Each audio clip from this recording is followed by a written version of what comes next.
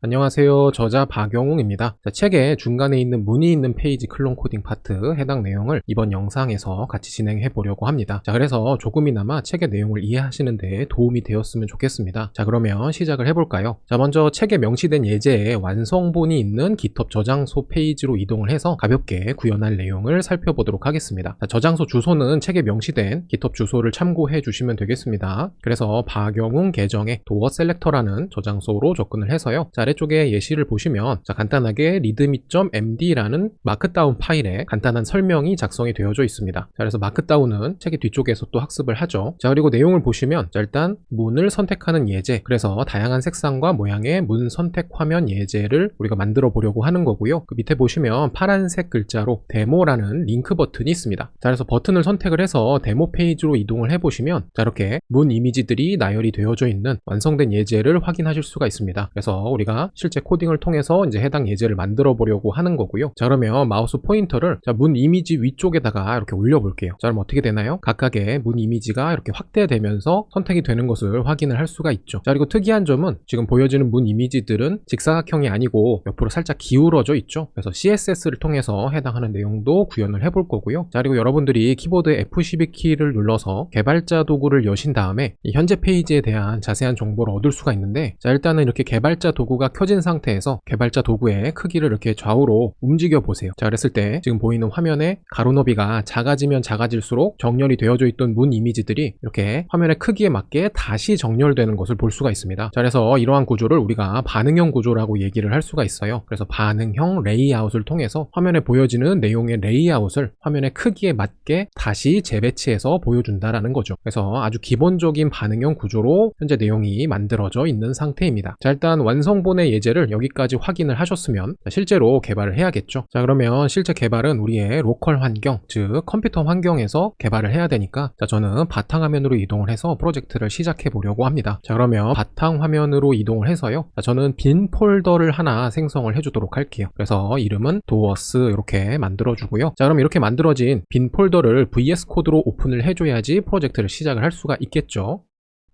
그러면 이렇게 VS 코드를 오픈을 했고요. 일단 아래쪽에 보시면 이렇게 스테이터스 바, 한글로 상태 바가 보라색으로 표시가 되죠. 그러면 아무런 프로젝트도 열려있지 않은 상태니까 우리가 좀 전에 바탕화면에 만든 폴더를 오픈을 해줘야겠죠. 그래서 저는 위쪽으로 올라가서 파일에 폴더 열기라는 메뉴를 선택을 해주고요. 바탕화면으로 이동을 해서 방금 만들었었던 doers라는 빈 폴더를 열기 버튼으로 오픈하겠습니다. 그러면 이렇게 빈 폴더가 오픈이 됐고요. 그러면 하나의 폴더는 즉 하나의 프로젝트니까 프로젝트가 VS 코드에 오픈이 됐고, 아래쪽에 상태 바를 보시면 파란색으로 잘 표시가 되죠. 그러면 여기에서부터 프로젝트를 시작하시면 되겠고요. 왼쪽에 사이드 바에서 새로운 파일을 만들어서 이름은 index.html 파일 이렇게 만들어서 시작을 하겠습니다. 그런 다음에 기본적인 내용은 자동 완성할 수 있도록 느낌표, 그 다음에 emit abbreviation이라는 emit이라는 문법의 약어를 통해서 기본적인 index.html 파일의 내용을 한 번에 만들어낼 수가 있습니다. 그래서 탭키 혹은 엔터키 눌러서 이렇게 자동 완성해 주시면 되겠고요. 그 다음에 이제 위쪽에 HTML 태그의 랭이라는 속성 부분에 KO라는 값을 넣어서 현재 우리가 출력할 페이지는 이렇게 한글로 출력이 될 수 있다라는 것을 표시해 주시면 되겠고, 그런 다음에 아래쪽에 타이틀 부분으로 내려와서 select doors 이렇게 마지막에 느낌표까지 제목으로 추가를 할게요. 그럼 이렇게 타이틀 태그에 작성한 텍스트는 브라우저의 탭의 제목으로 표시가 되겠죠. 그래서 타이틀은 꼭 똑같이 입력하실 필요는 없습니다. 여러분들이 원하시는 내용으로 입력하셔도 충분하고요. 그런 다음에 이 프로젝트에서는 브라우저에서 기본적으로 제공하는 스타일을 초기화해서 사용하겠다라는 reset.css 파일을 연결을 해주려고 합니다. 그래서 연결하기 전에 간단하게 살펴보시면 이렇게 h1 태그를 통해서 hello라고 작성을 하고요. 밑에다가 h2 태그를 통해서 world 느낌표까지 작성을 하고 일단 저장을 합니다. 저장이 됐으면 HTML 파일 화면에서 우클릭을 누르고 아래쪽에 보이는 open with 라이브 서버라는 버튼을 선택해서 브라우저에 현재 index.html 파일을 출력해 보려고 합니다. 버튼 눌러 볼게요.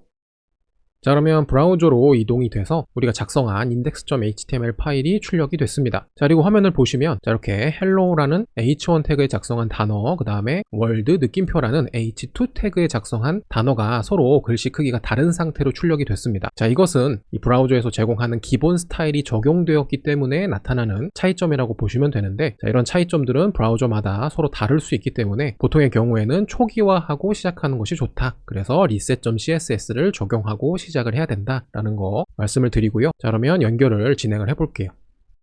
자, 그러면 구글 검색을 통해서 reset.css cdn이라고 검색을 해보시면 자, 지금 현재는 jsdeliver.com의 페이지가 첫 번째로 나오지는 않네요. 그래서 첫 번째는 cdnjs.com의 사이트에 링크가 명시가 되어져 있는데, 자, 이런 검색 결과는 상황에 따라서 언제든지 달라질 수 있으니까 간단하게 참고만 하시고요. 자, 일단 reset.css는 기본적인 내용은 대부분 비슷합니다. 자, 그랬을 때 다른 cdn 사이트에서 제공하는 reset.css는 약간의 버전 차이가 있고요. 일부 내용이 조금 다를 수 있어요. 자, 물론 그런 부분들이 좋다 나쁘다로 평가할 수 있는 부분은 아니기 때문에 여러분들이 원하시는 CDN으로 사용하셔도 전혀 문제는 없습니다. 자, 그랬을 때 저는 책에서 jsdeliver.com에 해당하는 reset.css를 권장했기 때문에 자, 해당 페이지가 현재 키워드로는 검색이 안 되니까 키워드를 살짝 바꿔보도록 할게요. 자, 그래서 리셋 다음에 작성한 마침표 대신에 이렇게 하이픈 대시 기호를 사용해서 검색을 하시고요. 그 다음에 뒤쪽에다가 jsdeliver라고 작성을 해보세요. 자, 그리고 엔터키를 누르게 되면 자, 이렇게 jsdeliver.com에 해당하는 페이지가 나타나는데, 자, 첫 번째 링크 같은 경우에는 CSS 리셋이에요. 제가 검색한 건 reset-css죠. 그랬을 때 아래쪽으로 살짝 내려와 보시면 자, 이렇게 reset-css의 CDN에 링크가 표시가 되어져 있습니다. 자, 약간의 차이가 있는데요. 자, 해당 페이지로 일단 접근을 해볼게요. 자, 그러면 역시 책에서 소개한 페이지랑은 약간 다른 모양의 페이지가 나타나게 되는데, 자, 현재 페이지의 우측 하단에 보시면 자, 이렇게 jsdeliver.com의 /패키지 /npm 그 다음에 /reset css 링크가 확인이 되죠. 자, 그래서 이 링크로 접속을 해보면 자, 제가 책에서 소개한 해당 페이지로 이동이 됩니다. 자, 그리고 아래로 살짝 내려와서 reset.min.css 코드가 압축된 해당하는 파일로 링크를 복사해서 우리 프로젝트에 붙여 넣을 거예요. 자, 그래서 오른쪽에 이렇게 copy to clipboard라는 버튼을 선택을 해서 html 코드로 복사를 해주시면 되겠습니다. 자, 그리고 나서 다시 VS 코드로 이동을 해서요. 자, 방금 복사한 코드를 타이틀 태그 밑에다가 이렇게 붙여넣기를 해주시면 원격의 CDN 주소에서 해당하는 파일을 가지고 와서 현재 파일에 적용한 개념이 된 거죠. 그래서 reset.css를 직접 파일로 만들어서 우리 프로젝트에 포함하는 개념이 아니고 원격으로 외부의 서버에서 가지고 와서 동작을 시키는 개념이기 때문에 훨씬 더 적용하기가 쉽습니다. 자, 물론 개별 파일을 가지고 있다면 그 해당하는 개별 파일을 적용하는 것도 같은 방식이에요. 자, 그러면 reset.css를 적용했으니까 해당하는 내용을 저장하고 다시 브라우저에서 내용을 살펴봅시다. 자, 우리 아까 HTML 화면에서 우클릭 오픈이도 라이브 서버 버튼 선택을 해놨잖아요. 그러니까 브라우저로 넘어가서 오픈이 되어져 있는 페이지 다시 살펴보죠. 자, 페이지로 넘어와서 화면을 보면 자, 아까는 h1 태그로 작성된 hello 그 다음에 h2 태그로 작성된 world 느낌표가 글자 크기가 달랐잖아요. 자, 그런데 지금은 브라우저의 기본 스타일을 초기화했기 때문에 글자의 크기가 다시 같아진 것을 볼 수가 있습니다. 자, 그래서 어디까지나 실질적인 글자 크기, 색상, 두께 같은 이러한 CSS로 제어할 수 있는 내용들은 브라우저에서 제공하는 것을 그대로 쓰기보다는 우리가 원하는 스타일로 다시 재작성해서 출력할 수 있도록 만들어주는 것도 굉장히 중요한 개념 중에 하나예요. 자, 그러면 이렇게 브라우저의 기본 스타일을 초기화했으니까 다시 VS 코드로 넘어가서 코딩을 시작해 봅시다.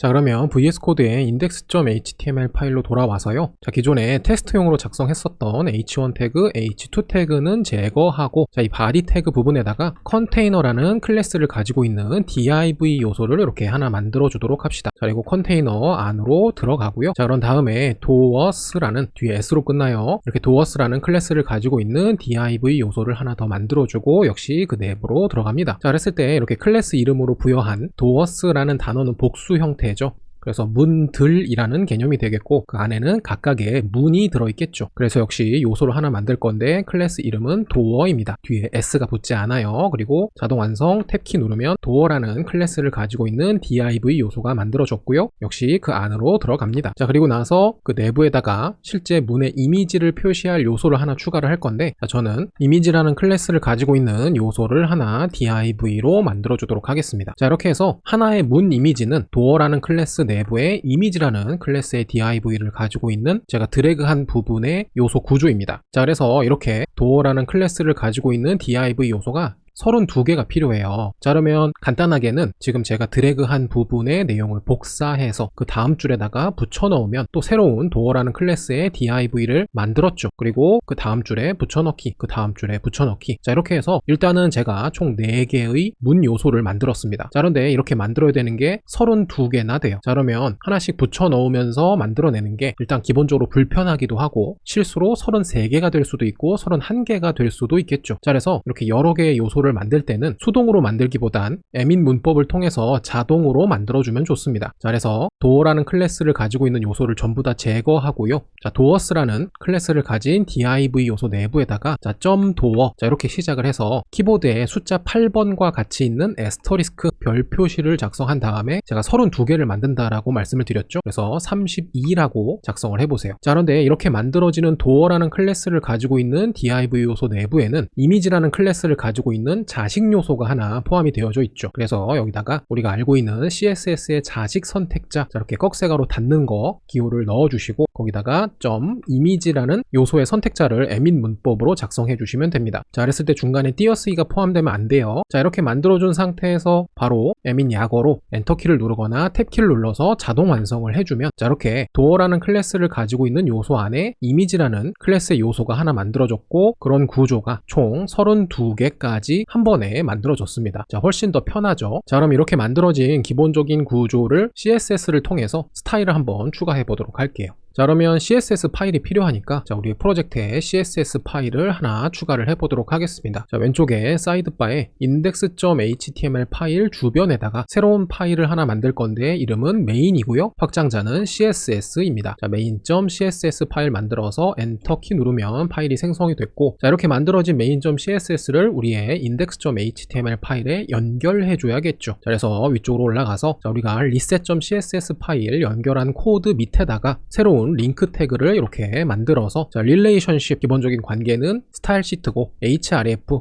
해당 파일의 경로는 현재 index.html 파일 주변에서 main.css 파일을 찾아서 경로로 연결하겠다라고 작성을 합니다. 자, 그러면 연결이 됐고요. 자, 다시 main.css 파일로 이동을 해서 자, 우리가 작성한 기본적인 HTML의 구조를 CSS 선택자로 한번 옮겨보도록 할게요. 자, 그래서 먼저 컨테이너라는 클래스를 가지고 있는 div 요소를 하나 만들었었고 그 내부에는 컨테이너 안에 doers라는 클래스를 가진 요소를 만들었는데 자, 분명한 것은 자, 여기서 저는 doers라는 클래스 선택자 앞에 이렇게 띄어쓰기를 통해서 후손 선택자 또 다른 말로 하위 선택자를 추가를 했습니다. 그래서 결국에는 컨테이너라는 클래스를 가진 요소의 하위 요소인 doers를 선택자로 명시한 거죠. 자, 그런데 자, 우리가 상위 선택자를 매번 명시한다는 것을 전제한다면 사실은 이 컨테이너 앞에는 body라는 태그 선택자가 또 있어야 되는 것이고 body는 또 HTML 태그로 감싸져 있잖아요. 자, 그래서 우리가 HTML 안에 들어있는 body 태그 안에 들어있는 컨테이너라는 클래스의 요소 안에 들어있는 doers까지 이런 식으로 모든 경로를 선택자로 명시할 필요는 없습니다. 자, 그래서 위에 있는 선택자도 컨테이너부터 시작을 한 건데요. 자, doers도 마찬가지죠. 그래서 꼭 컨테이너 안에 들어있는 doers라고 명시할 필요는 없습니다. 정확하게 해당하는 요소를 지칭할 수 있는 구조로만 선택자를 만드시면 충분해요. 자, 그래서 앞에 기본적인 상위 요소들의 구조는 제거하고 바로 doers로 시작을 하도록 하겠습니다. 자, 그리고 다음으로 넘어와서 자, 새로운 선택자 doer를 추가를 해주고요. 자, 그 다음에 doer 안에는 image라는 클래스를 가지고 있는 요소가 하나씩 들어있죠. 자, 이렇게 작성을 하는데 자, 위쪽에 doers라던가 doer 같은 경우에는 비교적 어떤 요소를 지칭하는지가 명확한 반면에 자, image라는 클래스를 가진 요소 즉 image라는 단어 같은 경우에는 어떤 요소에서든지 충분히 활용될 수 있는 영어 단어예요. 자, 그러다 보니까 이렇게 조금 흔한 단어 같은 경우에는 정확하게 요소를 지칭하기가 좀 어렵습니다. 자, 그래서 이 이미지라는 클래스 선택자 앞에는 상위 선택자인 doer를 붙여줌으로 해서 doer라는 클래스를 가지고 있는 요소 안에 들어있는 이미지라는 클래스를 가진 요소를 조금 더 정확하게 특정할 수가 있습니다. 자, 그래서 이렇게 선택자를 작성하시는데 자, 이런 기본적인 구분 방법은 굉장히 주관적인 판단에서 나오는 것이기 때문에 자, 여러분들이 해당하는 CSS 선택자를 작성하실 때 그 선택자의 상위 구조나 하위 구조 구조를 적정한 선에서 고유화시킬 수 있는 구조로 너무 많지 않게 작성하시는 것이 좋습니다. 자, 그러면 이렇게 기본적인 HTML 구조를 전부 다 CSS 선택자로 옮겨봤고요. 자, 간단하게 스타일을 추가를 해서 화면에서 내용을 살펴보겠습니다. 자, 먼저 도어 부분에다가 가로 사이즈 위스 속성을 사용해서 80픽셀을 추가하고요. 세로 사이즈 하이트로 84픽셀을 추가합니다. 자, 그리고 외부 여백 마진을 통해서 위아래 좌우 전부 다 4픽셀의 외부 여백을 가지도록 하고, 기본적으로 요소는 배경색이 투명해서 화면에 안 보이기 때문에 자, 백그라운드 컬러라는 속성을 통해서 샵555 이렇게 회색을 추가시켜 주도록 하겠습니다. 자, 그러면 각각의 문 이미지는 가로 너비 80에 세로 너비 84, 그 다음에 외부 여백이 4픽셀씩 들어있는 상태로 화면에 회색의 박스로 출력이 되겠죠. 자, 그러면 이렇게 기본적으로 작성하고 나서 전체 저장하고요. 우리가 작성한 스타일이 어떻게 화면에 출력되는지 확인해 보죠. 자, 그러면 라이브 서버를 오픈해 놨기 때문에 자, 바로 브라우저로 넘어가서 새로 고침 버튼 한번 눌러주시면 자, 이렇게 기본적인 외부 여백을 가지고 있고요. 가로가 80이고 세로가 84인 하나의 문 이미지가 총 32개 만들어져 있는 상태입니다. 자, 그런데 전부 다 위에서부터 아래로 수직으로 쌓여 있죠. 자, 그래서 각각의 문 이미지들이 수평으로 정렬될 수 있도록 다시 스타일을 추가를 할 건데요. 자, CSS 코드로 돌아와서 자, 도어스라는 클래스를 가지고 있는 요소 부분에다가 디스플레이를 플렉스로 추가해서 이 도어스를 플렉스 컨테이너로 만들어주면 이 도어스의 자식 요소들, 즉 도어 같은 경우에는 전부 다 플렉스 아이템이 되면서 도어스 내부에서 수평 정렬이 될 수 있습니다. 그래서 쉽게 정리하자면 수평 정렬할 요소의 부모 요소 부분에다가 디스플레이 플렉스를 추가하게 되면 해당 요소가 수평 정렬이 될 수가 있다라는 거 기억을 해두시고요. 자, 이렇게 디스플레이 플렉스만 도어스 부분에 추가한 상태로 저장하고 다시 브라우저를 확인하게 되면 자, 위에서부터 아래로 수직으로 쌓여져 있었던 각각의 요소들이 왼쪽에서 오른쪽으로 수평으로 쌓여져 있는 것을 확인할 수가 있죠. 자, 그런데 여기서 문제가 발생을 했습니다. 자, 우리는 분명 각각의 도어 부분을 가로 너비가 80픽셀인 거의 정사각형에 가까운 형태로 구성을 했는데 지금 보면 가로 너비가 전부 다 찌그러져 버렸어요. 자, 그래서 왼쪽부터 오른쪽으로 이렇게 수평 정렬이 됐지만 가로 너비가 찌그러졌고 가장 오른쪽에 있는 도어 요소는 32번째 요소가 됩니다. 자, 그랬을 때 우리가 기본적으로 디스플레이 플렉스를 통해서 수평 정렬하게 되면 그 안에 들어있는 플렉스 아이템들을 한 줄에 무조건 다 정렬을 하려고 시도를 해요. 자, 그러다 보니까 이 하나의 줄에 해당하는 요소가 다 들어갈 수 없다라고 한다면 전부 다 가로 너비를 찌그러뜨려서 어떻게 해서든지 내용을 집어넣기 위해서 시도를 한다는 겁니다. 자, 이것에 대한 기본적인 원리는요, 각각의 플렉스 아이템에 감소 너비 비율이라는 개념이 들어있어서 그래요. 자, 그러면 다시 CSS 코드로 이동을 해서 내용을 보면 자, 우리가 이 도어스 부분의 디스플레이 플렉스를 통해서 이 도어스를 플렉스 컨테이너로 만들었습니다. 자, 그러면 플렉스 컨테이너의 자식 요소는 즉 도어 부분은 플렉스 아이템이 되는 것이고 이 도어는요 기본적으로 플렉스 슈링크라는 속성의 값이 1로 지정이 되어져 있습니다. 자, 그래서 이 플렉스 슈링크라는 CSS 속성은요 우리가 직접적으로 작성하지 않더라도 이미 값이 1로 지정이 되어져 있는 것이고 그 1이라는 이미 지정된 값을 우리는 기본 값이라고 부르죠. 자, 그런데 이 플렉스 슈링크라는 속성이 하는 역할은 플렉스 아이템의 감소 너비 비율이 1로 지정이 되어져 있다는 거예요. 자, 결론적으로 이 도어라는 클래스를 가진 요소는 너비가 감소할 수 있는 구조라는 겁니다. 그래서 이 플렉스 슈링크라는 요소의 감소 너비 비율을 1에서 0으로 수정을 해줘야지만 감소 너비 비율이 0, 즉 존재하지 않기 때문에 너비가 감소하지 않아서 화면에 찌그러져서 보이지가 않게 됩니다. 자, 그래서 이렇게 플렉스 슈링크의 값을 0으로 추가하고 저장한 다음에 다시 브라우저를 확인하게 되면 자, 이제 도어 요소의 가로 너비가 찌그러진 상태로 보이지 않죠. 정상적으로 나타나죠. 자, 그런데 또 다른 문제는 아까 말씀드린 것처럼 플렉스 컨테이너는 그 안에 플렉스 아이템들을 무조건 한 줄에 다 정렬하려고 시도를 합니다. 자, 그렇기 때문에 아래쪽에 보시면 이렇게 스크롤바가 만들어졌어요. 자, 그래서 스크롤바를 좌우로 움직여 보면 자, 해당하는 플렉스 아이템들이 전부 다 수평으로만 정렬이 되어져 있는 상태입니다. 자, 그랬을 때 이 플렉스 아이템들이 만약에 오른쪽에 자리가 모자르면 다음 줄로 줄바꿈될 수 있는 구조로 만들고 싶다. 자, 그럴 때 쓰는 속성이 바로 플렉스 랩이라는 속성이에요. 자, 그러면 다시 VS 코드로 이동을 해서 자, 플렉스 랩이라는 속성을 적용해서 줄바꿈이 가능한 구조를 만들어 줄 건데 자, 플렉스 랩이라는 속성은요 플렉스 컨테이너 부분에다가 작성하는 속성입니다. 자, 그래서 도어스 부분에 디스플레이 플렉스 밑에다가 플렉스 랩이라는 속성을 작성해 주는데 자, 이 플렉스 랩이라는 속성의 기본 값은 no랩이에요. 자, 그래서 지금 제가 드래그한 이 부분의 CSS 속성과 값은요 우리가 작성하지 않아도 이미 들어가져 있는 상태죠. 자, 그런데 이렇게 기본 값인 no랩을 즉 감싸지 않는다는 의미를 저는 앞에 no를 지우고 하고 랩으로 바꿀 겁니다. 자, 그러면 개념적으로는 플렉스 컨테이너가 이 도어라는 플렉스 아이템들을 감싸는 구조가 되면서 줄바꿈이 가능해져요. 자, 그러면 이렇게 플렉스 랩이라는 속성과 랩이라는 값을 적용한 다음에 저장하고 다시 브라우저 화면을 보시면 첫 번째 줄에 가장 오른쪽 부분에 플렉스 아이템이 위치할 자리가 나오지가 않기 때문에 줄바꿈 처리가 돼서 다음 줄에 첫 번째로 이렇게 표시가 된 것을 확인할 수 있습니다. 그리고 다시 두 번째 줄에 오른쪽으로 쭉 정렬이 되다가 역시 자리가 없으니까 줄바꿈 돼서 다음 줄에 첫 번째로 시작을 하고요. 역시 오른쪽으로 정렬이 쭉 되다가 자리가 없으니까 줄바꿈 처리돼서 다음 줄에 첫 번째까지 이렇게 기본적인 줄바꿈 처리를 진행을 해봤습니다. 자, 그러면 다시 VS 코드로 돌아와서 main.css의 doers라는 선택자 부분에 일단 시각적인 영역을 확인하기 위해서 저는 background color라는 속성을 통해서 오렌지 색상을 추가해 보도록 하겠습니다. 자, 그리고 작성한 내용 저장하고요. 바로 브라우저로 이동을 하면요. 자, 이렇게 배경 색상이 오렌지색으로 잘 표시가 되죠. 자, 여기서 화면을 조금 축소를 해보면 자, 이 오렌지색 영역, 즉 doers 부분이 왼쪽에서부터 오른쪽 끝까지 전체 영역을 전부 다 사용하고 있는 것을 확인할 수 있죠. 자, 그랬을 때 우리가 doers는 div 태그로 만들었고 div는 블럭 요소고 블럭 요소는 가로 너비가 최대한 늘어나려고 시도한다 라고 배웠습니다. 자, 그래서 어떻게 보면 당연한 결과로 보이는데 자, 다시 main.css로 넘어와서 자, 여기다가 저는 maxwidth라는 속성을 통해서 최대 가로 너비를 660픽셀로 제한할 겁니다. 자, 그래서 이 doers라는 클래스를 가진 div 요소는 가로 너비가 최대한 늘어나려고 시도하겠지만 늘어날 수 있는 최대 너비는 660픽셀로 제한되었기 때문에 자, 저장하고 화면을 보면 이렇게 왼쪽에서 오른쪽까지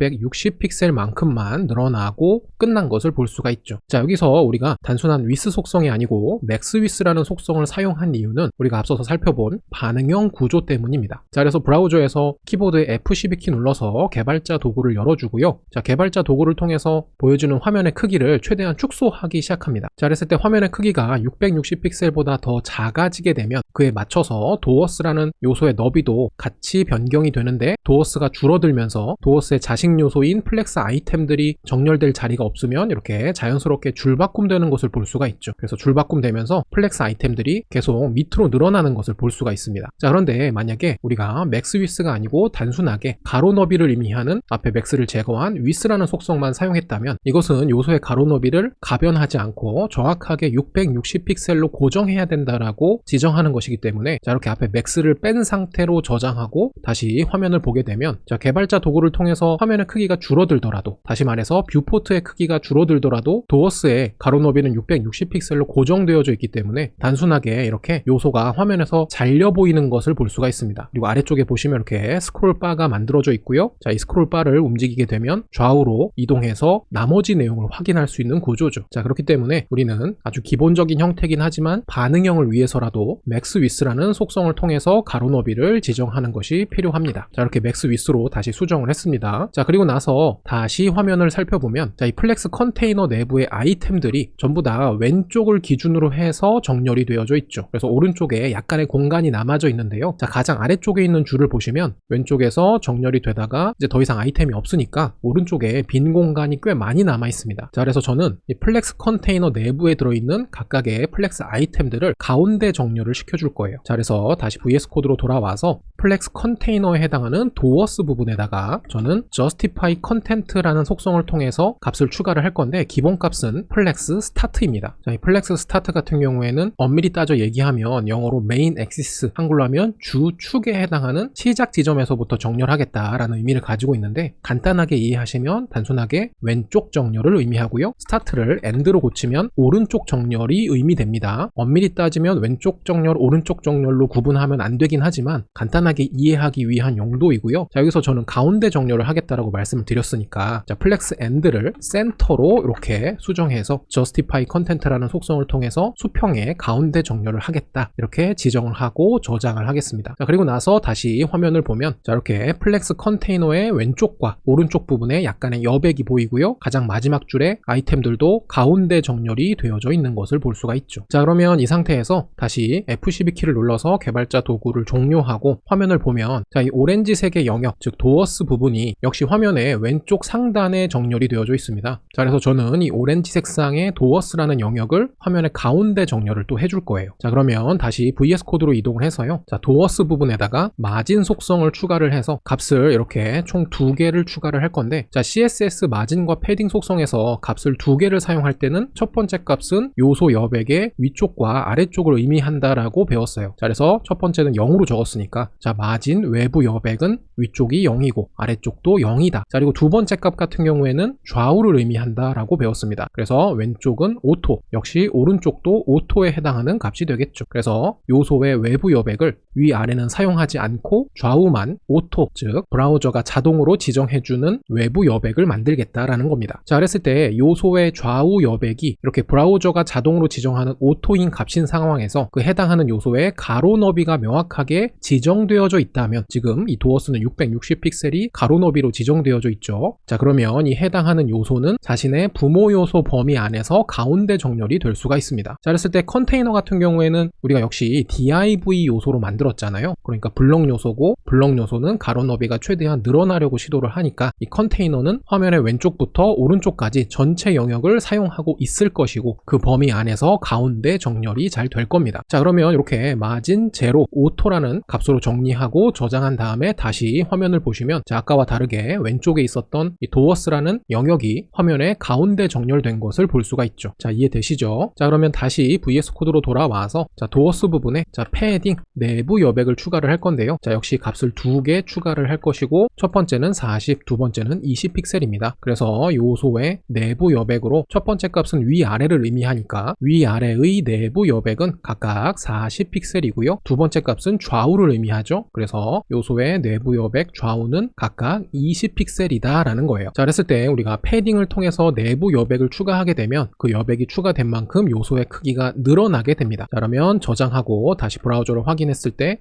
자, 이렇게 위쪽에 40, 아래쪽도 40, 왼쪽에는 20, 오른쪽에는 20의 내부 여백이 추가되면서 이 오렌지색 박스의, 즉 도어스 요소의 크기가 조금 더 커지게 됐어요. 자, 그래서 이렇게 지정을 해줘야지 화면의 크기가 줄어들었을 때 플렉스 아이템들의 위쪽, 아래쪽, 왼쪽, 오른쪽에 이렇게 어느 정도의 여백을 출력해서 보여줄 수가 있겠죠. 자, 그래서 우리가 디자인을 할 때는 이 여백이라는 개념이 굉장히 중요해요. 자, 물론 우리가 디자인을 직접 하고 있는 것은 아니긴 하지만 이 여백이라는 개념이 중요하고, 그때 우리가 마진과 패딩이라는 CSS 속성을 사용해서 그런 여백들을 제어할 수 있다는 거 잘 기억을 해두세요.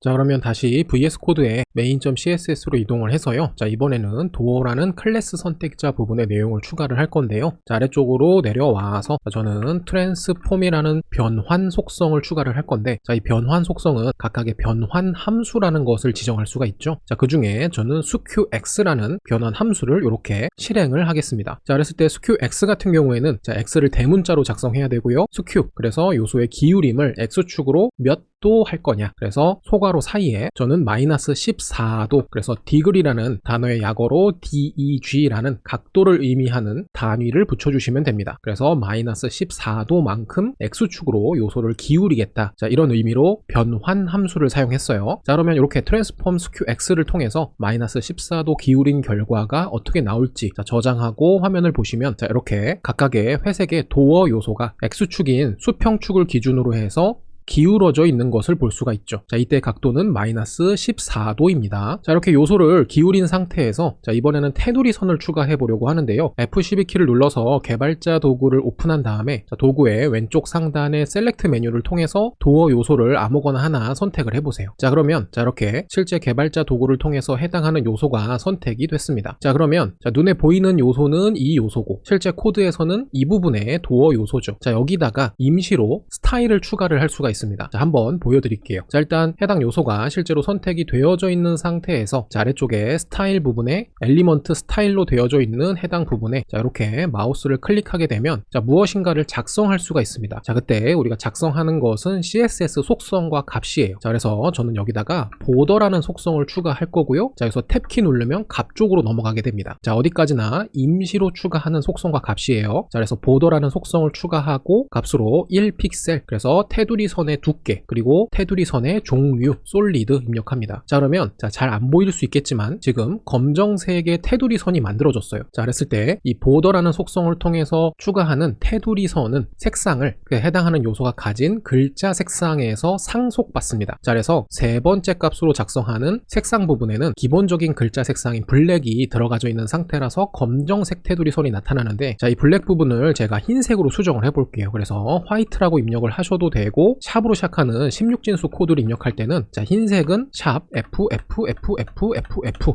F만 6개가 들어갑니다. 자, 그런데 같은 글자가 6개가 반복되면 자, 이것을 3개의 글자로 축소할 수 있어요. 그래서 F, F, F가 흰색이고, 자, 소문자로 작성하셔도 되고 혹은 대문자로 작성하셔도 상관없습니다. 자, 그리고 다시 엔터키를 누르게 되면 자, 테두리 선을 적용하고요. 선의 두께는 1픽셀이고 선의 종류는 솔리드, 일반 실선이고 선의 색상은 흰색인 상태입니다. 자, 그래서 희미하지만 요소에 흰색 테두리 선이 적용된 상태예요. 자, 여기서 다시 1픽셀 부분을 선택을 해서 자, 마우스 커서가 1이라는 숫자에 있는 상태에서 화살표 키를 위로 올리시면 자, 숫자가 증가합니다. 자, 1에서 2로 증가했죠. 그리고 화살표 키를 한 번 더 누르면 3으로 증가하고요. 자, 그래서 자, 이 선의 두께를 제가 10픽셀까지 늘려볼게요. 자, 그러면 화면이 어떻게 되죠? 이렇게 선의 두께가 10픽셀이 들어가면서 테두리 선이 잘 보이는데, 그 테두리 선이 들어간 만큼 요소의 크기가 점점 늘어나서 다른 요소들과 비교되는 것을 볼 수가 있죠. 자, 그랬을 때 앞에 내용을 꼼꼼하게 살펴보신 분들은 아시겠지만 CSS 속성 중에 내부 여백을 의미하는 패딩, 그리고 테두리 선을 의미하는 보더 같은 경우에는 그 속성들을 통해서 값이 들어갈 때마다 요소의 크기가 커지게 됩니다. 자, 그랬을 때 우리가 이 도어라는 클래스를 가진 요소의 가로 너비와 세로 너비를 이렇게 80과 84픽셀로 지정을 했죠. 자, 그런데 테두리 선이 10이 들어가면서 자, 위쪽에 두께 10, 아래쪽에도 두께 10 이렇게 들어가니까 세로 너비 같은 경우에는 지금 84인데요. 위에도 10, 아래도 10이 되면서 총 104의 너비가 되어져 버렸어요. 자, 그런데 제가 원한 것은 테두리 선이 들어가더라도 요소의 세로 너비는 84를 유지했으면 좋겠고요. 가로 너비는 80을 유지했으면 좋겠어요.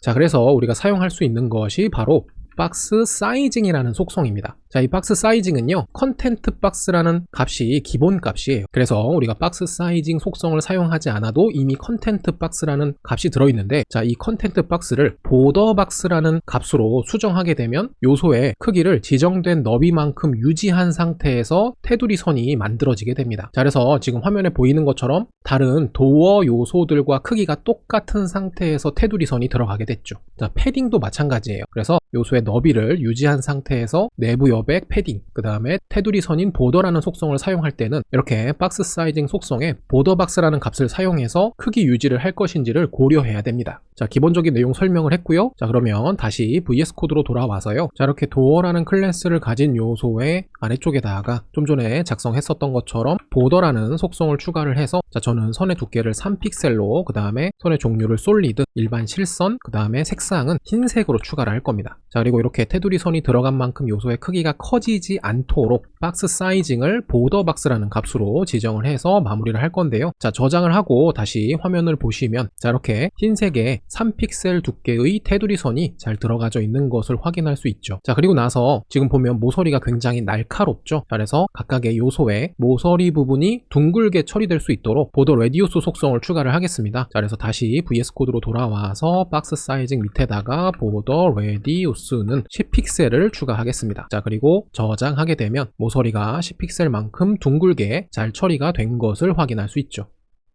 자, 그러면 다시 VS 코드로 돌아와서 자, 이번에는 이 도어 요소에 마우스를 올렸을 때 스타일이 변하도록 처리를 해보려고 합니다. 자, 그래서 우리가 허버라는 가상 클래스 선택자를 쓸 수가 있는데요. 자, 아래쪽으로 내려와서 자, 도어 밑에다가 도어라는 클래스를 가진 요소에 자, 콜론 기호 추가하고 허버라는 가상 클래스 선택자를 추가를 합니다. 자, 그러면 도어라는 클래스 선택자의 허버, 즉 마우스를 올렸을 때에 해당하는 스타일을 처리할 수 있죠. 자, 저는 여기서 도어 요소에 마우스를 올리게 되면 배경 색상, 백그라운드 컬러 속성에 오렌지라는 값을 추가를 할 겁니다. 자, 그리고 나서 완성 예제에서 확인을 했었던 것처럼 요소의 크기가 커지도록 역시 트랜스폼이라는 속성을 통해서 자, 이번에는 스케일이라는 변환 함수를 사용할 거예요. 자, 그리고 이 스케일이라는 변환 함수는 소괄호 사이에 1이라는 값을 기본적으로 가지고 있습니다. 자, 그때 사용되는 단위는 배수예요. 그래서 별도의 단위 기호를 적지 않고 그냥 이렇게 1이라고 적는 겁니다. 자, 그래서 요소의 스케일, 즉 확대 축소가 되지 않은 상태가 기본값인데 저는 여기다가 1.3이라고 입력을 할 겁니다. 자, 그러면 1.3배만큼 요소가 확대되는데요. 언제요? 바로 허버라는 가상 클래스 부분에다가 해당하는 내용을 작성했기 때문에 각각의 도어 요소에 마우스를 올렸을 때 요소의 크기가 1.3배씩 커질 수 있겠죠. 배경색도 회색에서 오렌지색으로 바뀔 수가 있고요. 자, 그러면 해당하는 내용 저장하고 다시 화면으로 이동해서 자, 세로 고침 한번 해주고 마우스를 올려볼게요. 자, 그러면 자, 이렇게 반응이 있기는 한데 자, 뭔가 조금 이상합니다. 자, 일단 우리가 수QX라는 변환 함수를 통해서 요소를 X축으로 마이너스 14도만큼 기울여 놨는데 마우스를 올리니까 그 기울임이 사라졌어요. 자, 그리고 자세히 보시면 마우스가 올라간 해당 요소를 일부 가리고 있죠. 자, 이런 부분들도 해결을 하려고 하는데 자, 가장 중요한 것은 일단 기울임이 풀어진다는 겁니다. 자, 일단 원인을 우리가 이해를 해야겠죠. 자, 그러면 다시 VS 코드로 이동을 해서 자, 내용을 살펴보면 자, 일단 우리는 도어라는 클래스를 가진 요소는 트랜스폼 속성을 통해서 마이너스 14도만큼 X축으로 기울이게 설정을 해놨어요. 자, 그런데 이 도어라는 클래스를 가진 요소의 허버, 즉 마우스를 올리게 되면 다시 변환 함수를 사용했습니다. 자, 그러면 기존의 변환 함수에 있었던 특정한 값을 우리는 새로운 값으로 덮어쓰기 해버린 겁니다. 자, 그러니까 스케일의 1.3배는 적용이 되는데 자, 수QX의 마이너스 14도는 덮어쓰면서 지워져 버린 거예요.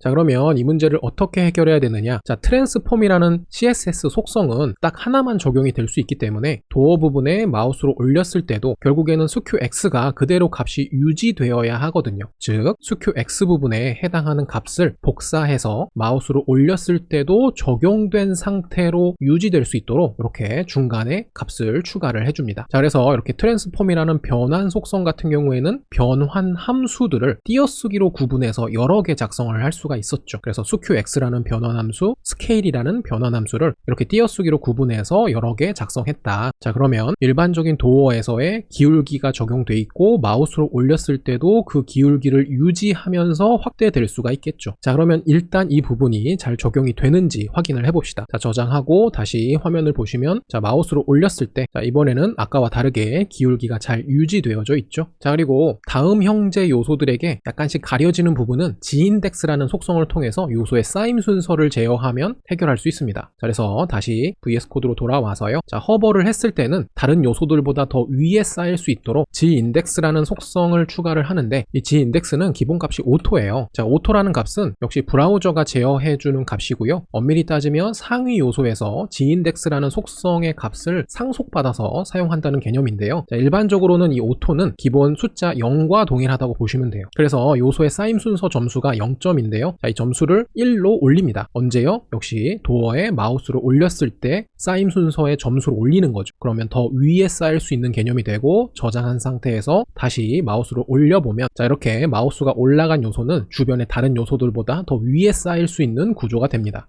자, 그리고 다음으로 넘어가서 우리가 각각의 도어 요소에 마우스를 올렸을 때 이렇게 변하는 모양이 조금 더 자연스러웠으면 좋겠습니다. 자, 그래서 그때 사용할 수 있는 것이 바로 CSS의 전환 효과 트랜지션이라는 속성을 사용하는 거죠. 자, 그러면 다시 VS 코드로 돌아와서 자, 트랜지션이라는 속성을 추가를 할 건데 자, 트랜지션을 이렇게 허버라는 가상 클래스 선택자가 있는 부분에다가 추가하시면 안 돼요. 왜 그러냐면 이 전환 효과 같은 경우에는 자연스럽게 바꿔주는 개념이기 때문에 자, 이렇게 허버같이 마우스로 올렸을 때만 적용되는 개념으로 스타일을 추가하게 되면 마우스로 올렸을 때 반대, 즉 마우스가 빠져나갔을 때는 전환 효과가 적용이 되지 않으면서 자연스럽게 돌아오지가 않습니다. 자, 그래서 해당하는 내용을 시각적으로 보여드리기 위해서 일단 자, 허버 부분에 트랜지션이라는 전환 속성을 사용해서 모든 CSS 속성을 1초 동안 자연스럽게 전환할 수 있게 적용을 해볼게요. 자, 그랬을 때 이렇게 all이라고 작성된 부분은 기본값이기 때문에 따로 지정하지 않아도 상관이 없습니다. 자, 그러면 모든 속성에 적용이 될 거고요. 자, 이렇게 저장을 해줍니다.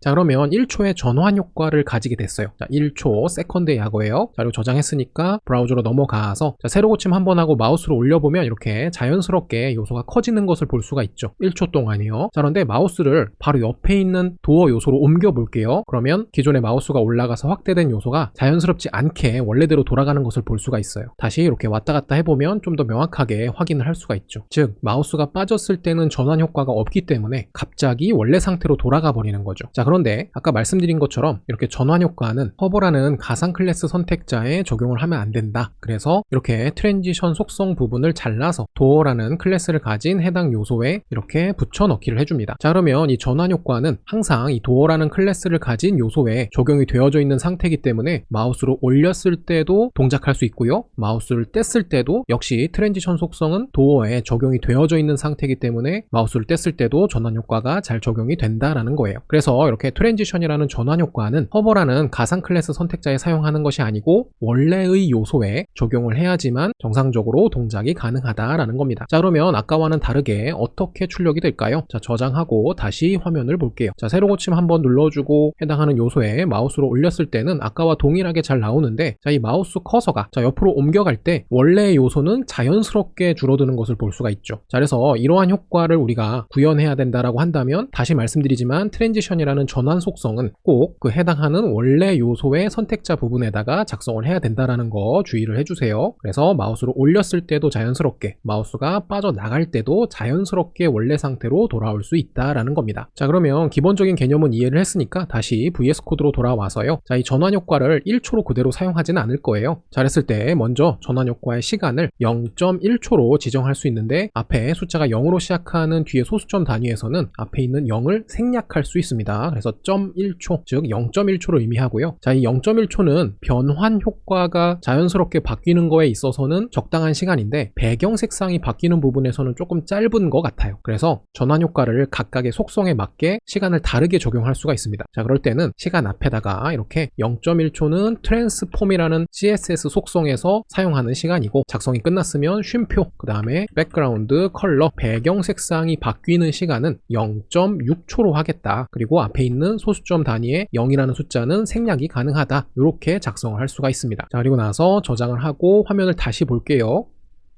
자, 역시 새로 고침 해주고 마우스로 올려보면 변환 효과를 통해서 요소가 커지는 것은 0.1초의 시간으로 빠르게 동작하고요. 배경 색상은 0.6초로 지정했기 때문에 천천히 바뀌는 것을 볼 수가 있습니다. 조금 더 자연스럽게 수정을 한 거예요. 자, 그러면 이렇게 기본적인 구조를 만들어 봤으니까요. 이제 각각의 도어 요소에 삽입될 이미지를 추가해 봅시다. 자, 그러면 다시 최초에 봤었던 GitHub 저장소, 완성본 예제의 GitHub 저장소로 이동을 해서요. 자, 아래쪽으로 내려와서 문서 내용을 간단하게 읽어보면 이미지 URL, 자, 이렇게 제목이 표시가 되어져 있고 도어스와 백그라운드가 보이죠. 자, 그래서 먼저 도어스 부분에, 즉 문들의 이미지를 사용을 할 건데, 자, 아래쪽에 이미지의 주소가 명시가 되어져 있습니다. 자, 그랬을 때 이 주소 같은 경우에는 이 완성본 예제의 포함된 이미지 주소인데요. 자, 위쪽으로 올라가서 중간에 보면 이렇게 프로젝트 구조가 명시가 되어져 있죠. 자, 여기서 이미지스라는 폴더 안으로 들어가서, 자, 지금 보이는 것이 bg라는 jpg 파일도 있고요. img, 이미지의 약어로 1번부터 아래쪽으로 쭉 내려와서 글씨가 조금 작기는 하지만 32번까지 이렇게 이미지들이 폴더 안에 들어있습니다. 자, 이 폴더에서 아무런 이미지나 선택을 해보면, 자, 이렇게 실제 이미지를 확인을 할 수가 있는데요. 자, 이렇게 출력되는 이미지에서 마우스 우클릭, 그 다음에 새 탭에서 이미지 열기라는 버튼을 누르게 되면, 자, 이렇게 새로운 탭이 열리면서 해당하는 이미지가 출력이 됩니다. 자, 그랬을 때 우리가 아까 확인한 주소는 이렇게 새로운 탭에 오픈한 그 이미지의 주소예요. 그래서 이 이미지의 주소를 그대로 활용을 하면 우리가 이미지를 실제로 다운로드 받아서 우리 프로젝트에 포함하지 않아도 편리하게 적용을 할 수가 있겠죠. 자, 만약에 여기서 사용된 이미지를 실제로 프로젝트에 별도로 포함하고 싶으신 분들은 다시 저장소로 이동을 해서요. 중간에 보이는 이렇게 코드라는 초록색 버튼이 있고, 이 초록색 버튼의 아래쪽에 다운로드 zip이라는 버튼을 눌러서 이 현재 프로젝트를 하나의 압축 파일로 다운로드를 받을 수가 있습니다. 자, 그래서 다운로드 받은 파일을 압축을 풀어서 폴더를 열어보면 지금 화면에 보이는 이러한 구조의 파일과 폴더들이 들어있을 텐데, 그 안에서 이미지스라는 폴더에 있는 각각의 파일들을 실제로 활용하시면 돼요. 자, 그런데 다운로드 받아서 프로젝트에 적용하고 그러면 용량이 늘어날 것이고, 그 다음에 그런 과정들이 조금은 불편하니까 제가 별도로 웹에서 이렇게 바로 연결할 수 있는 주소를 하나 준비를 한 겁니다. 자, 그러면 이 주소를 통해서 이미지를 실제로 출력을 할 수가 있을 것이고요. 자, 일단 주소 부분을 복사, 오른쪽에 버튼 보이죠? 복사 버튼 눌러서 복사를 해두고 다시 VS 코드로 이동을 합니다. 자, 그리고 메인 main.css 아래쪽에 도어 요소 안에 들어있는 이미지라는 div 요소가 있죠. 자, 이 부분에 선택자에다가 자, background image라는 속성을 통해서 URL 함수를 적용을 해요. 그리고 URL 함수 소괄호 사이에다가 이렇게 큰 따옴표 추가한 다음에 그 사이에다가 복사한 이미지의 주소를 붙여넣기 해주세요. 자, 간단하죠. 자, 그래서 background image라는 속성 같은 경우에는 실제로 요소의 배경으로 이미지를 삽입하는 CSS 속성입니다. 자, 그랬을 때 삽입할 이미지는 어떤 경로에 있는지를 이렇게 URL이라는 함수를 통해서 해당 경로를 명시해 줘야지만 제대로 동작이 되겠죠. 그래서 background image라는 속성은 항상 URL이라는 함수와 같이 사용된다는 거 주의해 주시면 되겠고요. 자, 그리고 나서 추가적인 스타일도 적용을 해보도록 할게요. 자, background image 속성 밑에다가 자, width 속성을 통해서 100%입니다. 픽셀 아니고 %예요. 자, height도 100% 이렇게 지정을 합니다. 자, 그러면 가로 너비, 세로 너비 전부 다 100% 여백을 전부 다 사용하는 거니까 자, 이미지가 포함된 도어라는 요소에 가로 너비 80픽셀, 세로 너비 84픽셀에 가로 너비 100%, 세로 너비 100%를 전부 다 사용해서 이미지를 출력하겠다라는 의미가 되는 거죠. 자, 그리고 나서 저장을 해주고 화면을 확인하면 어떻게 출력이 될까요? 자, 화면으로 넘어가서 새로 고침 눌러보시면 자, 이렇게 이미지가 모든 도어 요소에 출력이 됐는데 자, 뭔가 조금 이상하죠. 자, 그래서 확인을 해보면 자, 우리가 현재 지금 적용한 이미지는 이렇게 생겼습니다. 자, 여기서 이미지의 왼쪽 상단에 아주 일부분만 출력이 된 거예요. 즉 우리가 실제로 사용하는 이미지의 크기가 너무 크기 때문에 그렇게 큰 이미지가 작은 크기의 요소의 배경으로 출력되니까 아주 일부분만 화면에 보이는 거죠. 자, 그래서 요소의 배경으로 출력되는 이미지의 크기를 조절해 줄 건데요. 다시 VS 코드로 돌아와서 이미지 부분에다가 background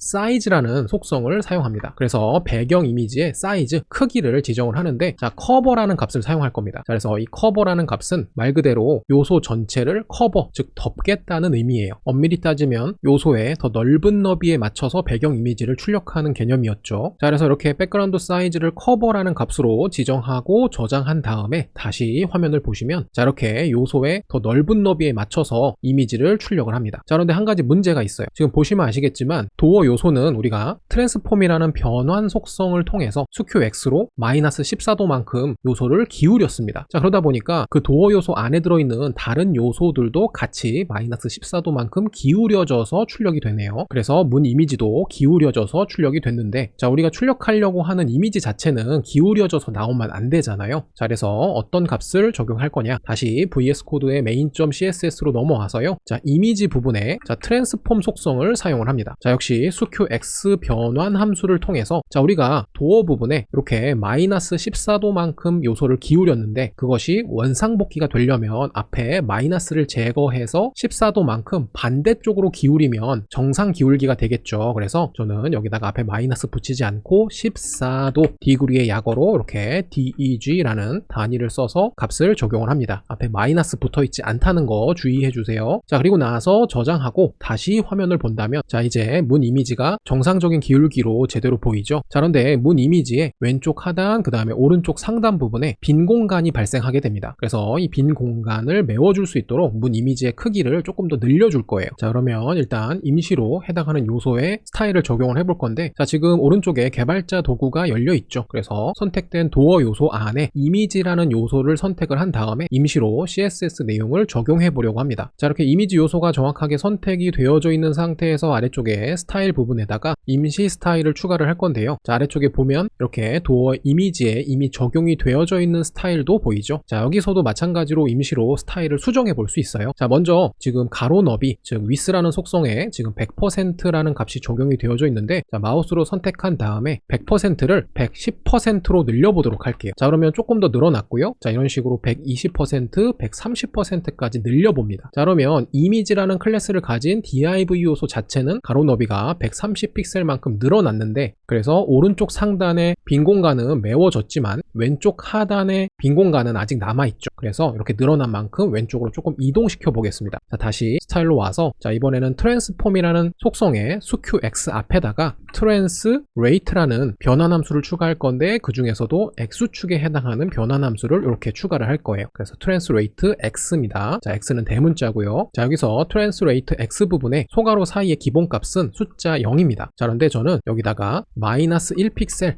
자, 이렇게 입력하게 되면 자, X축을 기준으로 해서 이미지가 있던 0 지점에서 마이너스 1이니까 왼쪽으로 점점 이동하게 됩니다. 자, 플러스 값을 입력하게 되면 당연히 오른쪽으로 이동하겠죠. 자, 그래서 현재 마이너스 1로 되어져 있는 상태에서 수치를 점점 내려볼게요. 그래서 마이너스 2, 마이너스 3 이런 식으로 마이너스 11까지 쭉 내려줍니다. 자, 그러면 자, 기울어진 요소의 왼쪽 하단과 오른쪽 상단에 있던 빈 공간이 전부 다 메워졌습니다. 자, 그리고 다음 속성을 적용해 보려고 하는데요. 자, 일단 문 이미지가 위쪽에서부터 보이는데, 자, 저는 이미지의 가운데 부분이 보이길 원합니다. 그래서 여기다가 백그라운드 포지션 속성을 사용해서 배경 이미지의 위치를 센터, 즉 가운데로 맞춰서 출력을 할 겁니다. 자, 그러면 이미지의 정 가운데가 해당하는 요소 범위 안에서 출력이 되죠. 자, 그런 다음에 지금 이렇게 이미지라는 요소가 도어라는 영역보다 더 넓게 출력이 됐기 때문에 도어라는 요소보다 더 넘쳐서 출력되는 부분을 전부 잘라서 안 보이게 만들어 줄 겁니다. 자, 그래서 개발자 도구에 현재 이미지라는 요소가 선택이 되어져 있는데, 자, 그 위에 있는 도어 요소를 이렇게 선택을 해줘요. 자, 그러면 이렇게 아래쪽에 도어 부분에 적용된 스타일이 다시 보이죠. 자, 그랬을 때 저는 아래쪽에다가 이렇게 임시로 오버플로우라는 속성을 추가를 해서 값을 넣어줄 건데요. 자, 오버플로우의 기본 값은 비저블입니다. 그래서 이 도어라는 요소의 내부에 있는 넘치는 부분들을 그대로 비저블 보여주겠다라는 것이 기본 값인데, 자, 이 비저블이라는 기본 값을 저는 히든으로 바꿔줄 겁니다. 자, 그랬을 때 히든이라는 것은 숨기겠다는 의미죠. 그래서 이 도어라는 요소의 범위 밖으로 넘치는 것들을 전부 다 잘라내서 안 보이게 만들어주니까 깔끔하게 내용이 출력이 됐습니다. 자, 그러면 이런 방식을 통해서 실제 CSS도 적용을 해줄 거고요. 그 다음에 하나의 이미지가 전부 다 보이는데 각각의 요소에 다 다른 이미지가 출력될 수 있도록 만들어줘야겠죠. 자, 그러면 다시 VS 코드로 돌아와서 자, 우리가 임시로 적용했었던 부분들 하나씩 다 고쳐볼게요. 자, 일단 도어에 이미지라는 클래스를 가진 요소의 가로 너비는 100%가 아니고 더 넓은 너비를 사용할 수 있도록 130%로 수정을 했었고요. 자, 다음에 트랜스폼 부분에는 트랜스 레이트 x라는 변환 함수를 추가해서 기본값은 0인데 여기다가 마이너스 11픽셀을 추가를 한다. 그래서 이미지는 트랜스 레이트 x를 통해서 마이너스 11픽셀만큼 이동하고 스큐 x를 통해서 14도만큼 기울여 줬고요. 자, 그런 다음에 백그라운드 포지션 이렇게 속성을 작성해서 배경 이미지의 위치는 가운데 배치되도록 작성을 합니다. 자, 그리고 추가로 어떤 내용이 필요했죠? 자, 이 이미지를 포함하고 있는 도어라는 클래스의 요소, 자, 위쪽에 이렇게 도어라는 클래스의 요소 부분에는 오버플로우 히든이 필요했죠. 그래서 도어 부분에는 이렇게 오버플로우 히든을 통해서 넘치는 부분을 잘라서 안 보이게 만들어 주어야 합니다. 자, 여기까지 적용을 했고요. 정상적으로 우리가 임시로 추가했던 내용과 동일하게 잘 나오는지 다시 저장하고 화면으로 가서 새로 고침해보면 임시로 적용한 내용이 초기화가 됐음에도 불구하고 잘 출력이 됩니다. 자, 그러면 기본적인 내용 적용을 했으니까 이제 각각의 요소에 다른 문 이미지가 추가될 수 있도록 정리를 또 해야겠죠. 자, 그러면 다시 VS 코드로 돌아와서요. 자, 그랬을 때 우리가 문 이미지를 이렇게 도어라는 클래스를 가진 요소의 자식인 이미지 요소에다가 전부 다 똑같이 적용을 했기 때문에 같은 이미지가 계속 반복적으로 출력이 되는데 각각의 도어 요소마다 다른 문 이미지가 출력이 되어야 하니까 자, 저는 백그라운드 이미지라는 속성과 값을 잘라내서 자, 아래쪽에 새로운 선택자를 추가할 겁니다. 자, 그러면 어떻게 작성을 해야 될까요? 자, 먼저 도어의 자, 뒤쪽에다가 이렇게 nSchild라는 가상 클래스 선택자를 작성을 해주세요. 그래서 nSchild 가상 클래스 선택자의 소괄호 사이에다가 숫자 1을 추가를 합니다. 자, 그러면 이게 무슨 뜻이에요? 도어라는 클래스를 가진 요소 중에 첫 번째 요소가 되겠죠. 자, 엄밀히 따지면 자, HTML 구조를 봤을 때 이 도어라는 클래스를 가진 요소가 있고 그 요소가 소속된 부모 요소, 즉 도어스 부분의 첫 번째 자식 요소인 도어 요소, 자, 이렇게 해석을 할 수가 있는데 조금 복잡하죠. 자, 그래서 간단하게는 도어 중에 첫 번째 정도로 이해를 해도 충분합니다. 자, 그래서 첫 번째 도어에 들어있는 이미지라는 클래스에 해당 요소는 방금 우리가 잘라낸 백그라운드 이미지 속성과 값을 붙여넣기를 해줍니다. 자, 여기서 주소 잘 보시면 가장 뒤쪽에 이렇게 이미지 1번의 JPG 파일로 적용이 되어져 있어요. 즉 첫 번째 문 이미지를 의미하는데요. 자, 이런 식으로 총 32개의 이미지를 적용해주면 됩니다. 자, 그래서 다시 한번 해석을 해보면 도어라는 클래스를 가지고 있는 요소들 중에서 nSchild 1번, 즉 첫 번째 자식 요소, 그래서 첫 번째 도어 요소에 들어있는 이미지라는 클래스를 가진 요소는 배경 이미지가 무엇입니다 라고 지정을 한 거죠. 자, 그러면 이 부분에 선택자를 복사해서 밑에다가 붙여놓고요. 자, 아래쪽으로 내려와서 자, nSchild를 이번에는 숫자 2로 바꿔줄게요. 자, 이렇게 숫자 2로 바꿔주고 사용되는 이미지의 주소도 이미지 1.jpg가 아니고 이미지 2.jpg로 이렇게 수정을 해주면 됩니다. 자, 한 번만 더 해볼게요. 밑에다가 해당하는 내용 붙여넣기 하고 nSchild 3번으로 바꿔주고 이미지의 주소도 3번으로 바꿔주시면 돼요. 자, 이런 식으로 마지막으로 1번부터 32번까지 조금 불편하기는 하지만 수동으로 전부 다 만들어 주시면 됩니다. 자, 이런 부분이 순수하게 CSS를 작성할 때는 조금 불편한 부분이기는 합니다. 자, 그런데 여러분들이 나중에 SCSS 같은 전처리 도구를 사용하게 되시면 자, 이런 반복적으로 작성해야 되는 내용들은 조금 더 쉽게 우리가 만들어낼 수가 있습니다. 자, 일단은 그런 부분들은 아직 배우지를 않았기 때문에 1번부터 32번까지 수동으로 작성해야 되는 것은 현재로서는 어쩔 수 없어요. 자, 그런데 그런 수동 방법도 조금 더 빨리 작성할 수 있도록 제가 한번 코드를 써볼 건데, 자, 어떻게 할 거냐. 자, 일단 nstchild 1번만 남겨놓고 나머지는 제거합니다. 자, 그런 다음에 이렇게 줄바꿈 처리되어 있는 속성을 위쪽으로 올려요. 그리고 띄어쓰기 넣어서 조금 정리해주고, 자, 그래서 CSS 선택자가 있는 부분, 그 다음에 중괄호가 시작해서 중괄호가 끝나는 부분을 전부 다 한 줄로 만들어서 작성하려고 합니다. 그래서 중괄호가 끝나는 부분도 위쪽으로 올려서 정리를 해서 마무리를 해주시면 되겠는데, 자, 그래서 이렇게 작성한 한 줄 전체를 복사해서 다음 줄에다가 붙여넣기 해서 총 32개를 작성해 주시면 돼요. 그래서 붙여넣고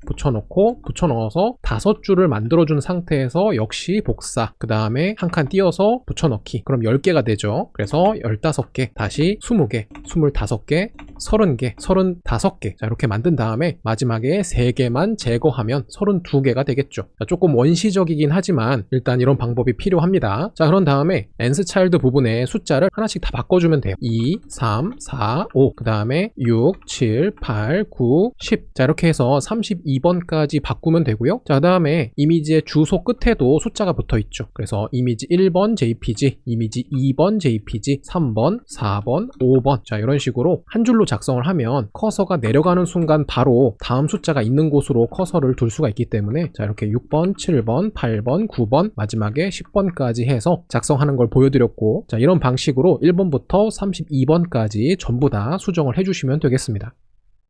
자, 그래서 저는 이렇게 32번까지 전부 다 작성을 했고요. 제일 마지막에 선택자 보시면 nstchild 32번이고요. 이미지 주소의 끝에는 이미지 32번의 jpg 파일로 잘 명시가 되어져 있습니다. 그래서 위쪽에서부터 아래쪽으로 숫자가 점점점 커져서 32번까지 작성이 되어져 있으면 되고요. 자, 이렇게 마무리를 했으면 전체 저장하고 다시 화면을 보시면, 자, 이제 1번부터 32번까지의 이미지가 순서대로 잘 출력이 되는 것을 볼 수가 있죠. 자, 그러면 이제는 우리가 기존에 추가했었던 배경의 오렌지 색상을 제거하고 페이지 전체에 배경 이미지 추가하고 아래쪽에 제목 넣어서 마무리를 해보도록 할게요. 자, 그러면 다시 VS 코드로 돌아와서 자, 위쪽으로 쭉 올라갑니다. 자, 그러면 우리가 도어스라는 선택자 부분에 이렇게 백그라운드 컬러 오렌지를 추가를 했거든요. 자, 이 부분을 제거하시면 되겠고, 그 다음에 페이지 전체 부분에 배경 이미지가 들어가면 되니까, 자, 위쪽으로 쭉 올라가서 바디 태그 선택자를 이렇게 하나 추가를 해줍니다. 그래서 바디라는 태그 선택자는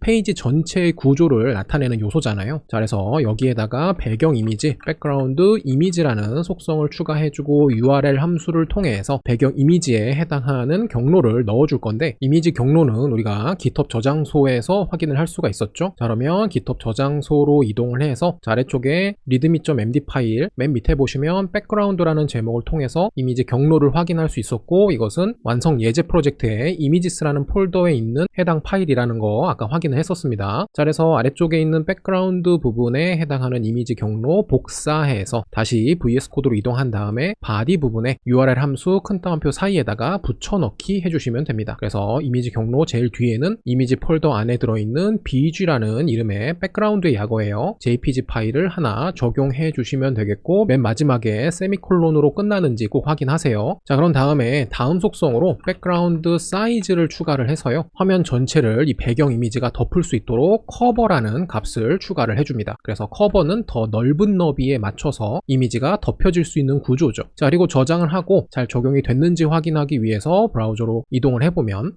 자, 이렇게 페이지의 배경으로 지정한 배경 이미지가 잘 출력이 되는데요. 자, 아래쪽에 중간에 보면 이렇게 경계선이 보이는 것을 확인할 수가 있죠. 자, 이것이 왜 그러냐? 자, 우리는 요소의 배경 이미지를 적용할 수 있는데, 그렇게 적용되는 요소의 배경의 이미지는요, 반복적으로 출력되는 것이 기본값입니다. 자, 그래서 역시 이 바디 요소에서도 하나의 배경 이미지가 반복적으로 출력되기 때문에 아래쪽에 또 내용이 나오는 거고요. 자, 이런 부분들을 해결하기 위해서 다시 VS 코드로 이동을 해서 배경 이미지 이미지의 반복 출력을 제어할 겁니다. 자, 그때 우리가 사용하는 것이 백그라운드 리핏이라는 속성이에요. 자, 이 속성에는 기본 값으로 리핏이라는 값이 적용이 되어져 있는 상태입니다. 그래서 기본 값이라는 것은 우리가 작성하지 않아도 이미 들어가져 있는 값이죠. 자, 그랬을 때 이렇게 리핏, 즉 반복이 되는 것이 기본 값이기 때문에 앞에 no 하이픈을 붙여서 no repeat, 즉 배경 이미지를 반복 출력하지 않겠다라고 선언을 해줍니다. 자, 그리고 나서 저장하고 다시 화면을 보면요, 자, 이렇게 이미지를 반복 출력하고 있지 않기 때문에 하나의 이미지로만 이 페이지를 전체 덮어서 배경 이미지로 출력하는 것을 볼 수가 있죠. 자, 그래서 이렇게 페이지의 배경 이미지도 정리를 했고요. 자, 아래쪽에 제목도 한번 추가를 해보겠습니다. 자, 다시 VS 코드로 돌아와서 자, 제목에 대한 구조는 우리가 만들지 않았기 때문에 자, index.html 파일로 이동을 해서 내용을 추가를 할 거고, 자, 일단 확인되는 doers라는 div 요소 있죠. 자, 뒤에 s 붙어 있는 doers가 어디에서 끝나는지를 잘 확인하셔야 됩니다. 자, 내용이 기니까요. 자, 아래쪽으로 쭉 내려와서 보면 여기에서 끝나네요. 자, 그래서 doers가 어디에서 끝나는지는 이렇게 시각적으로 확인을 할 수도 있겠지만 위쪽에 보면 지금 현재 커서가 있는 부분의 요소 구조를 이렇게 표시를 해줍니다. 그래서 현재 커서가 여기에 있고 그 부분에 해당하는 요소는 div doers다 라는 선택자가 잘 명시가 되어져 있죠. 자, 그래서 그 doers가 끝나는 부분 다음에다가 자, 이렇게 h1 태그에 title이라는 클래스를 가진 요소를 하나 추가를 해줍니다. 자, 그리고 내부로 들어가서 제목으로 대문자 D로 시작하는 doers 그 다음에 점까지 작성을 해서 제목을 구조적으로 추가를 해주고요. 일단 저장하고 다시 화면을 보면 자, 이렇게 조금은 초라하지만 제목이 잘 들어가져 있고, 자, 이 제목이 기본적인 스타일이 적용돼서 저는 화면의 중앙 하단에 출력이 됐으면 좋겠습니다. 자, 그러면 기본적인 스타일을 조금 정리를 해볼 거고요. 자, 다시 VS 코드로 이동을 해서 자, title이라는 클래스를 가지고 있는 h1 태그로 만들었으니까 자, main.css로 이동을 해서 자, 선택자를 추가를 할 건데, 자, 우리가 만든 타이틀 같은 경우에는 doers 다음 형제 요소잖아요. 자, 그러니까 doers에 해당하는 스타일들이 다 끝나고 제일 밑에 부분에다가 해당하는 h1 태그에 title이라는 클래스를 가진 요소의 선택자로 스타일을 추가해 줍니다. 자, 그래서 우리가 CSS를 작성할 때도 항상 HTML 구조와 일치하는 구조로 작성을 해줘야지만 선택자로 매칭되는 부분을 찾기가 쉬워져요. 자, 그러면 스타일을 빠르게 작성을 해볼게요. 첫 번째는 폰트 사이즈, 글자 크기를 30픽셀로 지정하겠습니다. 자, 그랬을 때 기본적으로 글자 크기는 16픽셀에서 출발을 하거든요. 그러니까 아까 화면에서 봤던 거에 약 2배 정도의 크기로 출력이 되겠네요. 자, 그리고 폰트 웨이트, 글자의 두께는 볼드, 두껍게 출력을 하고요. 글자의 색상, 컬러 속성을 이용해서 샵333 어두운 회색으로 출력하고, 텍스트 얼라인, 글자의 정렬을 센터, 가운데 정렬하도록 만들어줍니다. 자, 특별히 어려운 속성은 없었죠. 글자 크기, 두께, 색상, 그 다음에 좌우 정렬입니다. 그래서 가운데 정렬로 맞춰줬고요. 저장하고 화면을 보시면 자, 이렇게 doers라는 타이틀 부분이 잘 출력이 됐는데요. 자, 여기서 역시 한 가지 문제가 있어요. 자, 지금은 화면의 아래쪽에 빈 공간이 잘 있는 것처럼 보이기는 하는데요. 자, 개발자 도구를 F12키로 열어서 자, 우측 상단에 이렇게 점점점 되어져 있는 부분을 선택을 하시고요. 자, 이렇게 바로 밑에 보이는 아이콘들 중에 지금 현재 이 개발자 도구를 오른쪽에 고정해서 출력하겠다는 부분이 선택이 되어져 있는데, 자, 이것을 아래쪽 부분에 출력이 되도록 아이콘을 선택을 해서 눌러볼게요. 자, 그러면 개발자 도구가 오른쪽에 있던 것이 아래쪽으로 옮겨왔습니다. 자, 그러면서 화면의 위아래 너비가 상당히 줄어들었고요. 오른쪽에 보시면 스크롤바가 생겼죠. 자, 이 상태에서 아래쪽으로 스크롤을 해보면 자, 가장 밑으로 내렸을 때 이 doers라는 제목 밑에는 공간이 전혀 없는 상태로 마무리가 돼서 끝나요. 자, 그러니까 사실상 페이지의 아래쪽에는 여백이 없는 거죠. 자, 제가 아까도 설명을 했지만 이 디자인에서는 여백이라는 개념이 굉장히 중요하다라고 말씀을 드렸습니다. 자, 그래서 어느 정도의 여백을 만들어 주는 것도 필요하겠죠. 자, 그러면 다시 VS 코드로 돌아와서 자, HTML 상에서 이 타이틀 부분과 doers라는 문들을 전부 다 감싸고 있는 요소를 우리가 컨테이너라는 클래스를 가진 div 요소를 통해서 만들었잖아요. 자, 그래서 저는 이 컨테이너 부분에 내부 여백을 추가해서 정리를 해보려고 합니다. 자, main.css로 이동을 해서 자, 위쪽으로 쭉 올라가면 자, doers 위쪽에 컨테이너라는 클래스 선택자가 작성이 되어져 있고, 자, 여기서 패딩 값을 추가하는데 값을 2개를 입력할 거예요. 자, 그랬을 때 첫 번째는 50픽셀이고 두 번째는 0입니다. 자, 0이라는 수치는 단위를 붙이지 않습니다. 통상적으로. 자, 그래서 컨테이너 영역의 위아래는 50픽셀만큼의 내부 여백을 추가하고 좌우 같은 경우에는 내부 여백을 사용하지 않겠다라는 의미죠. 자, 이렇게 패딩으로 내부 여백을 위아래에만 50픽셀 추가하고 저장한 상태에서 다시 브라우저로 이동하고 새로 고침을 해서 자, 자, 스크롤을 가장 아래쪽까지 내려보면 자, 이제 도어스라는 제목 밑에 50픽셀만큼의 여백이 생기면서 조금 더 여유가 있게 페이지를 볼 수가 있게 됐습니다. 자, 물론 위쪽에도 추가를 했기 때문에 자, 스크롤을 위쪽으로 쭉 올려보면 이렇게 위쪽 여백도 더 늘어난 것을 확인할 수가 있죠. 자, 그리고 최종적으로 작성을 다 했으니까 개발자 도구를 종료해보면 모든 부분이 정상적으로 잘 출력이 되고요. 이렇게 해서 문의 있는 페이지의 클론 코딩을 마무리를 했습니다.